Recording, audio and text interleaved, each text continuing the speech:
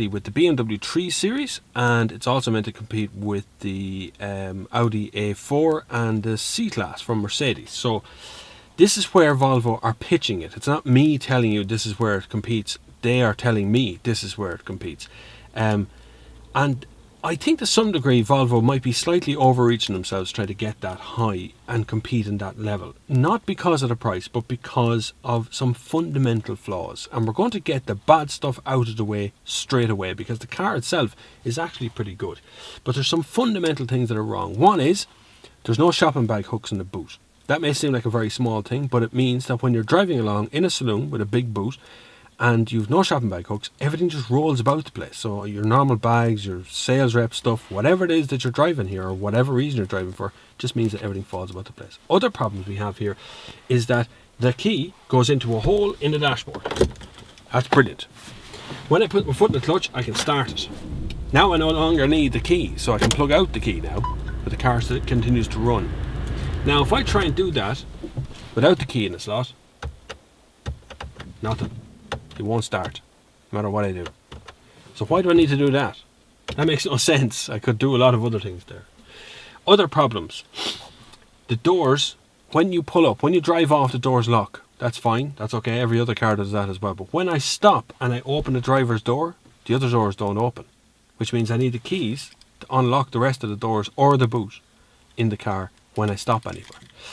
That may seem like a small thing, but it becomes frustrating very quick when you want something from the boot. You pull up, you open the door, you get out, and you haven't got the keys in your hand. You have to come back and open the boot. Or you want to get kids out of the back seat of the car. You have to unlock the doors twice to get out of the car. Also, there's an electronic parking brake in this. When I stop and I press the electronic parking brake, it puts the handbrake on. The handbrake doesn't come on automatically at all. So the car will roll away unless I press that button. But it does go off automatically. Again, another small little factor, but it means to start the car, I have to do all that. To stop the car, I have to put the handbrake on, press the stop button, pull the key, and unlock all the doors with another button over here to press to unlock all the doors and the boot. That just doesn't make ergonomic sense in my head. So, they're one of the main problems. And I have a final one, which is a small one, but it's still relevant. Air conditioning. I have dual zone in this car, so I have two zones here. This one does not operate both, and I can't set it up to operate both. So if I want 18 degrees in here, I have to turn this one to 18 and then that one to 18. That's two buttons. Why do I need to do that? Why can't I set the two of them up, do it all in one go? Now that's me finished with complaining about the Volvo S60, but these are fundamental issues that they need to get right.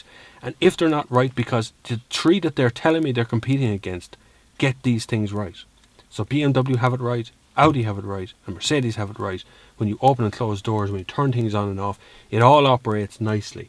But these things are fundamentally missing from the Volvo. And they may shade them under safety reasons. For whatever safety reason would stop me opening back doors, I don't know. I don't understand. It just makes no sense. You need to fix those things before we move on with the rest of the car. Right, let's go for a drive. As you can see, I've already put the keys in the ignition and pressed the start stop button. The electronic parking brake goes off straight away.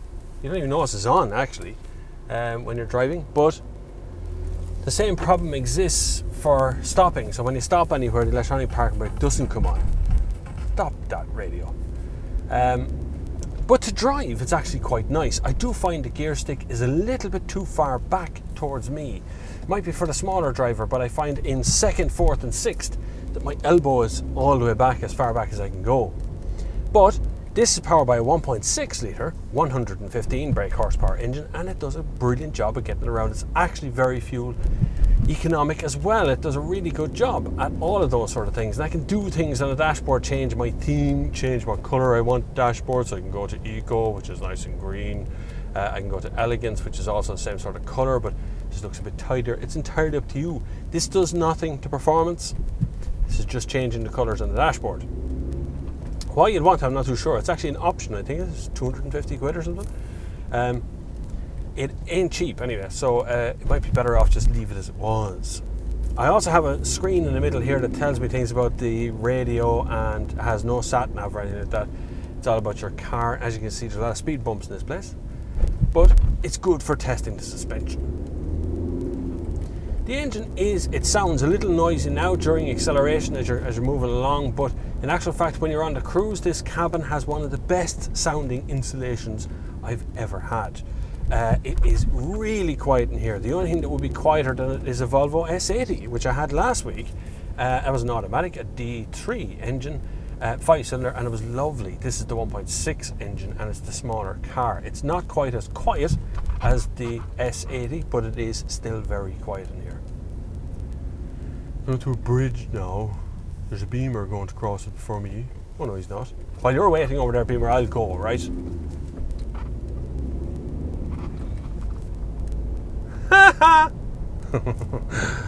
Just to quote Simpsons. So, more speed bumps here. But the car itself actually feels very refined. There's a good seating position. I can see clearly out the front windscreen. The steering wheel is a very chunky affair, actually. It's quite big in my hand. It's one of the bigger, thicker steering wheels that I've probably ever had in any of the cars. The dashboard layout is very, very clear. Like, safety-wise, this is second to none, really. If you want to crash in a Volvo, and I've had a crash in a Volvo, if you want to crash in a Volvo, you want to really, do a proper job and crash in a Volvo. This is probably the safest place to be. But safety is not sexy, and that's the big key of it. Sexy sells cars, the way it looks on the outside, the way it feels on the inside, things, buttons to press, options to have, colour screens and all that sort of stuff. That's sexy stuff. That's stuff that a salesman can get his teeth into and really go to town on you when you're talking about equipment in a car. This doesn't have, it has some of that, but it doesn't have all of that. This has a lot more safety equipment. This has City Safe, and it has ABS and EBD and airbags up the wazoo. It has everything you need safety-wise. And like I say, if you're going to crash, you want to crash in a Volvo because you're probably definitely going to survive it. In actual fact, by 2020, I think it is, Volvo want to have a situation where absolutely nobody dies at the wheel of a Volvo, or in it for that matter. So they really want to go all out on safety.